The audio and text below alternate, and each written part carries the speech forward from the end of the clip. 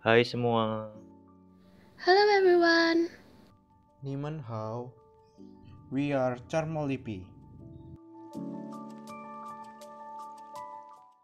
Siapa aja ya anggota Charmolipi?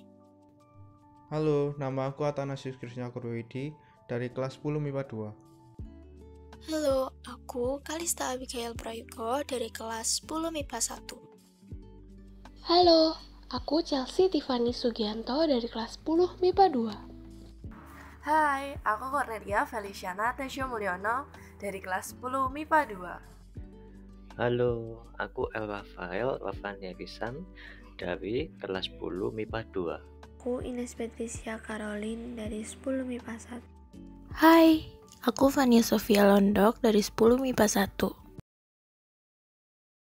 Oke, sekarang benar ke topiknya ya. So guys, what is our topic today?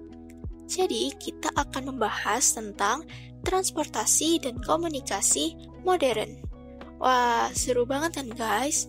So, nontonnya jangan di-skip ya guys. Tonton sampai habis karena di akhir video ini bakal ada hal yang menarik loh.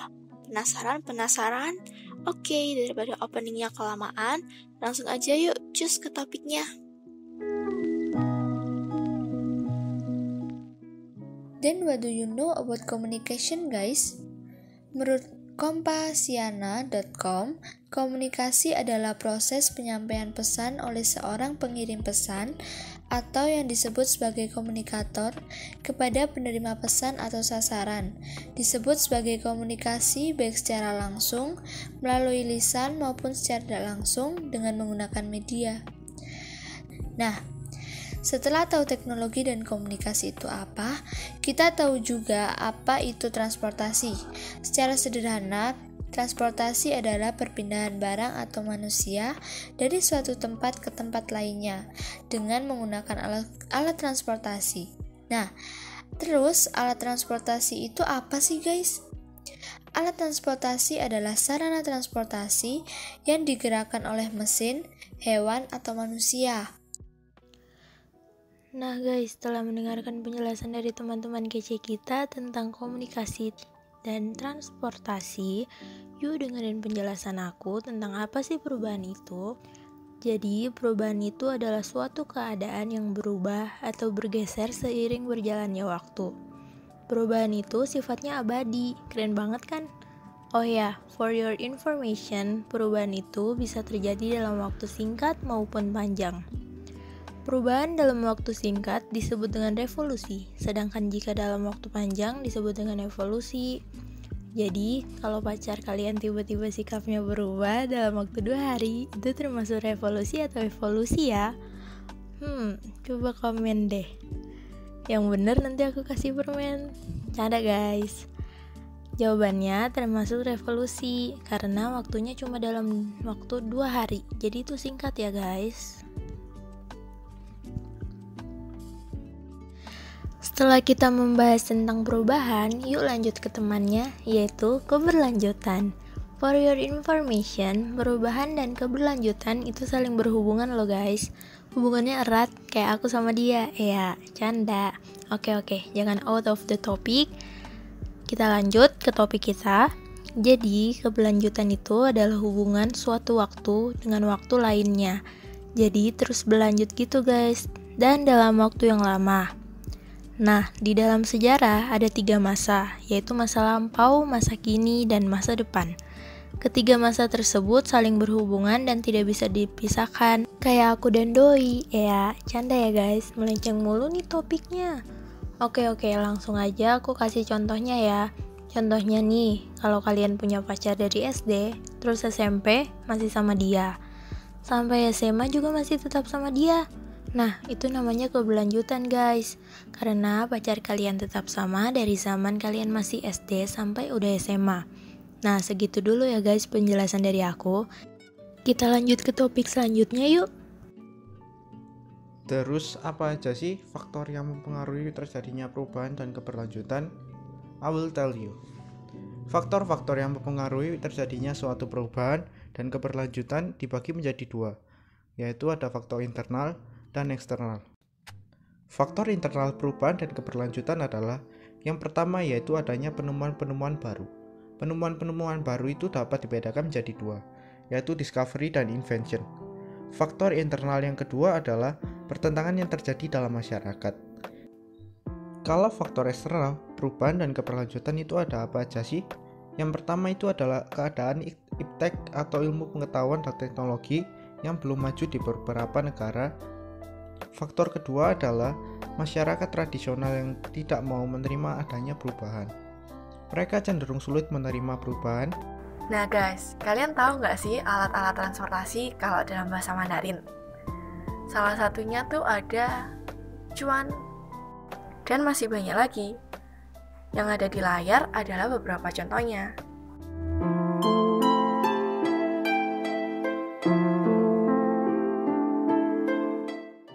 Wah, kosakata Mandarinku jadi nambah nih.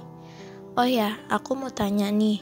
Kalau aku mau bilang saya naik taksi, bilangnya gimana ya dalam bahasa Mandarin? Kamu bisa bilang gini nih, 我坐出租车. Nah, saat naik taksi, kita kan cuma jadi penumpang. Jadi, kita bisa pakai kata 坐. Wah, oke. Kalau aku mau bilang saya naik mobil, gimana ya bilangnya?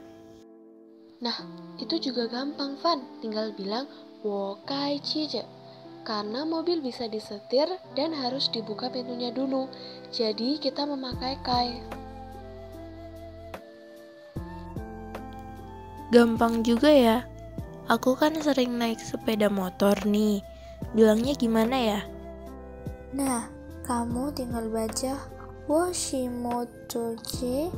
Kita pakai ji karena saat kita menaiki motor itu seperti menunggang. Gimana Van? Udah paham kan? Paham. Kalau kalian gimana guys? Sudah paham kan? Oke deh, kalau udah pada paham, kita lanjut ya guys. Nah, kita kan ada di zaman modern nih. Pastinya alat transportasi juga mengalami perubahan. Nah, contoh dari perubahan transportasi itu gimana sih guys? Jadi, pada zaman dahulu, alat transportasi lebih banyak menggunakan tenaga hewan, seperti delman tadi. Tapi, pada masa sekarang, sudah banyak yang menggunakan mesin, misalnya mobil, motor, dan kereta.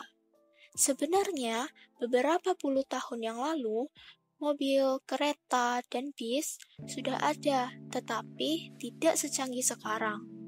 Dulu, kereta api masih menggunakan uap. Namun sekarang, sudah ada yang menggunakan daya magnet, mesin diesel, listrik, dan juga kereta bawah tanah atau MRT. Sekarang juga sudah ada kereta maglev loh guys. Kereta maglev ini tidak lagi menggunakan batang besi dan roda. Keren banget kan guys? Malahan sekarang sudah ada kereta cepat loh guys, yang jauh lebih canggih dengan menggunakan listrik dan pastinya lebih nyaman juga. Mobil, motor, atau kereta tidak hanya berkembang sampai di sini aja ya guys. Transportasi darat ini juga pastinya akan semakin berkembang dengan berbagai bentuk dan bahkan ada yang sudah mulai menggunakan listrik seperti yang lagi viral ini guys. Nah, perkembangan ini akan terjadi terus-menerus sampai nanti. Nah, kalau contohnya keberlanjutan apa ya? Contohnya, pada masa sekarang, delman maupun unta itu masih juga digunakan, walaupun penggunaannya sudah jarang kita lihat, karena transportasi sekarang sudah lebih modern. Transportasi yang paling sering digunakan untuk bepergian jauh apa ya? Pasti pada tahu kan? Yes, that's right. Dengan adanya pesawat, kita dapat bepergian ke luar pulau maupun luar negeri dengan cepat, bahkan hanya dengan hitungan jam. Itu semua kan perkembangan teknologi transportasi. Kalau yang komunikasi contohnya gimana ya? Nah, coba deh tanya kakek nenek kalian. Mereka dulu pas pacaran WhatsAppan nggak kayak kalian? tiap pagi diucapin selamat pagi atau tiap malam diucapin good night? Kalau dulu pakai surat atau enggak pakai telepon yang di rumah-rumah itu loh, yang kayak di filmnya Dilan Milea. So sweet deh. 100, that's right. Back then, alat komunikasi belum secanggih sekarang. Kakek nenek kita masih menggunakan surat atau telepon rumah. Coba kita mundur lagi ke belakang. Pada zaman manusia purba. Pada zaman itu, alat komunikasi yang digunakan masih berupa asap atau bunyi-bunyian. Can you guys see di mana konsep perubahannya? Selain berkembang sendiri-sendiri, ada loh teknologi yang kolaborasi dari kemajuan teknologi transportasi dan komunikasi. Ada yang bisa tebak nggak? Coba teman-teman yang di rumah ada yang tahu nggak? Apa? Aku tahu. Babang Gojek sama Babang Grab kita tercinta, ya kan? Bener sih, tapi bukan abang Gojek sama Grab-nya, tapi teknologinya. Aplikasi Gojek dan Grab menggabungkan teknologi transportasi dan komunikasi. Dengan kemajuan teknologi saat ini, kita mampu berkomunikasi dengan para driver Gojek dan Grab.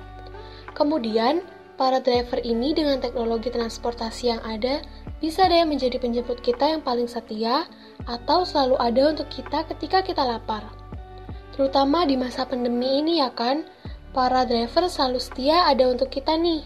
Jadi, kita harus selalu berterima kasih sama para drivernya. Dengan adanya transportasi online, kita bisa memesan ojek, taksi, atau makanan hanya dalam satu klik. Jadinya lebih cepat dan mudah deh. Keren kan? Nah, kita kan makhluk sosial, yang mana akan selalu berkomunikasi dengan sesama kita. Oleh karena itu, sejak dulu sampai sekarang dan seterusnya, alat komunikasi akan selalu dibutuhkan. Tapi, ada loh teknologi yang lebih canggih lagi.